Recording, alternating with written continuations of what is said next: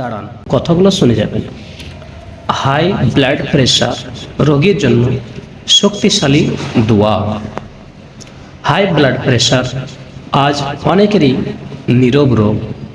তাই আমি আপনাদের সামনে একটি ওজিফা তুলে ধরব। এই ওজিফা পাঠ করলে ইনশাআল্লাহ করিম উপকারে আসবে। নিয়মিত নামাজের পর কিবলামুখী হয়ে উজু অবস্থায় ৬৬ বার এই দোয়া পড়ুন, ইনশাআল্লাহ করিম উপকার পাবেন। দুনিয়াবী চিকিৎসার সাথে সাথে আল্লাহর উপর ভরসা, এটাই প্রকৃত শিফার পথ। আল্লাহ করিম তার রহমত থেকে সুস্থতা দান করুন, আমিন।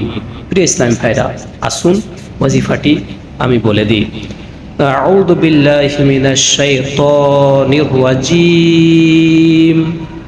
বিসমিল্লাহির রহমানির রহিম।